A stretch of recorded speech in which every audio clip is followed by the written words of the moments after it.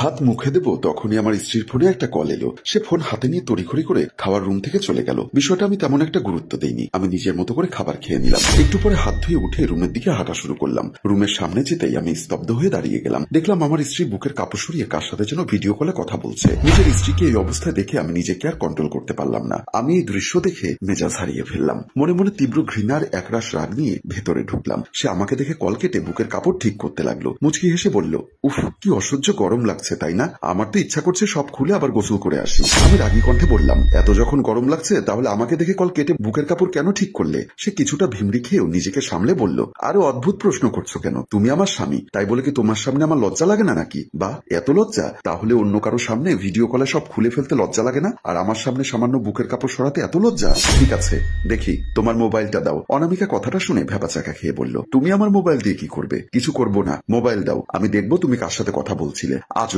বলছি না আমি কারোর সাথে কথা বলিনি, তাও বারবার একই প্রশ্ন করছো। কথাটা বলে অনামিকা রাহুলকে এড়িয়ে যেতে বেরিয়ে গেল ঘর থেকে। কিন্তু রাহুল পেছনে এসেই হাত ধরে বলল, তাহলে মোবাইল দিতে কি সমস্যা?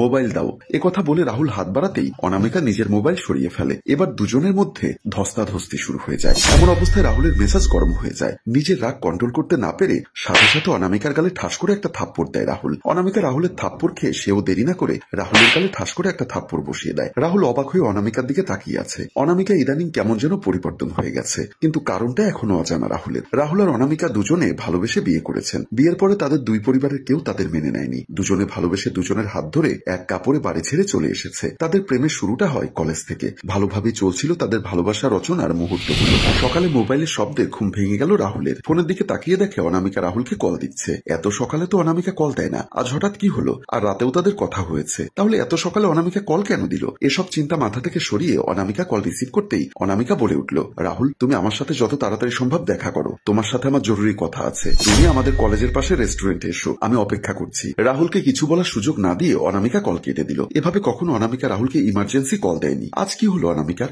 রাহুল দেরি না করে বিছানা ছেড়ে উঠে ফ্রেশ হয়ে বেরিয়ে পড়ে। কিছুক্ষণের মধ্যেই পৌঁছে যায় রাহুল। সেখানে গিয়ে রাহুল অনামিকার জন্য দাঁড়িয়ে অপেক্ষা করছে। অপেক্ষার প্রহর বাড়ছে, কিন্তু অনামিকার কোনো পাত্তা নেই। কিছুক্ষণ দাঁড়িয়ে থেকে রাহুল অনামিকার নাম্বারে কল দিল। অনামিকা ফোন রিসিভ করলো। অনামিকা, কোথায় তুমি? কখন থেকে আমি তোমার জন্য অপেক্ষা করছি। ফোনের ওপাশ থেকে ভেসে আসে গম্ভীর কণ্ঠ। কে তুমি? এটা তো একটা পুরুষের কণ্ঠ।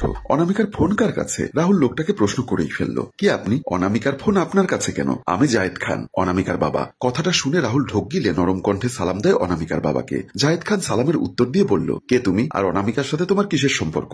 আঙ্কেল, আমি রাহুল। ও, তাহলে তুমি সেই রাহুল? অনামিকা তোমাকে ভালোবাসে? জি, তোমার সাথে আমার কথা আছে, তুমি আমার বাসায় চলে এসো। এখন? হ্যাঁ, ঠিক আছে। রাহুল দেরি না করে কিছুক্ষণের মধ্যেই পৌঁছে গেল। দরজায় কলিং বেলের শব্দ শুনে জায়েদ খান দরজা খুলে অবাক হলো। দরজার সামনে দাঁড়িয়ে আছে রাহুল। রাহুলকে চিনতে পারেন জায়েদ। রাহুলকে এত তাড়াতাড়ি আসতে দেখে অবাক হয়ে প্রশ্ন করলো, তুমি কি আগে থেকে আমাদের বাসার দরজার সামনে দাঁড়িয়েছিলে, নাকি আগেই আন্দাজ করতে পেরেছো আমি তোমাকে আসতে বলবো? রাহুল কিছু বলতে যাবে তখনই অনামিকা বলল, বাবা, আমি রাহুলকে এখানে এসে আমার জন্য অপেক্ষা করতে বলেছি, কারণ আমি রাহুলকে সারপ্রাইজ দিতে চেয়েছি। তাই ওকে বলিনি যে তোমার সাথে ওর দেখা করিয়ে দিব। আর সব থেকে বড় সারপ্রাইজ ওর জন্য হলো, আমি রাহুলকে বলিনি তুমি যে আমাদের সম্পর্ক মেনে নিয়েছো। অনামিকার কথা শুনে রাহুলের মুখে হাসির রেখা ফুটে ওঠে। রাহুল যেন নিজের কানকে বিশ্বাস করতে পারছে না। রাহুল তাড়াহুড়ো করে জায়েদের পা ছুঁয়ে সালাম করে। জায়েদ রাহুলকে নিজের পাশে বসিয়ে অনামিকাকে পাঠিয়ে দেয় তাদের জন্য নাস্তা নিয়ে আসতে। অনামিকা হাসি মুখে ভেতরে প্রবেশ করে। জায়েদ রাহুলকে বলল, তুমি কি করো এখন? জি, আমি পড়াশোনা করি। কি, পড়াশোনা করো এখনো? তাহলে বিয়ে করে আমার মেয়েকে খাওয়াবে কি? একটা মেয়ের পেছনে খরচ কেমন জানো তুমি? রাহুল মাথা নিচু করে উত্তর দিল, না, কিন্তু আঙ্কেল, আমি অনামিকাকে সুখে রাখতে পারবো, আমার উপর সেই বিশ্বাস রাখুন। কখনো আমি অনামিকাকে কষ্ট পেতে দিব না। এসব বললে তো হয় না, বাস্তবতা অনেক কঠিন। তার চেয়ে আমি তোমাকে একটা ভালো বুদ্ধি দেই। জি, তুমি অনামিকাকে ভুলে যাও, আমি তোমাকে কিছু টাকা দিচ্ছি। অনামিকাকে আমি কিছু বলবো না, যদিও আমি জানি তোমাদের মতো ছেলেদের টার্গেট কি, বড়লোক পরিবারের মেয়েদের হাত করা। রাহুল একটা মুচকি হাসি দিয়ে বলল, আঙ্কেল, টাকার জন্য আমি অনামিকাকে ভালোবাসিনি, আমার টাকার দরকার নেই, আমার চাই অনামিকাকে। আপনি আমার হাতে অনামিকাকে তুলে দিলেই হবে।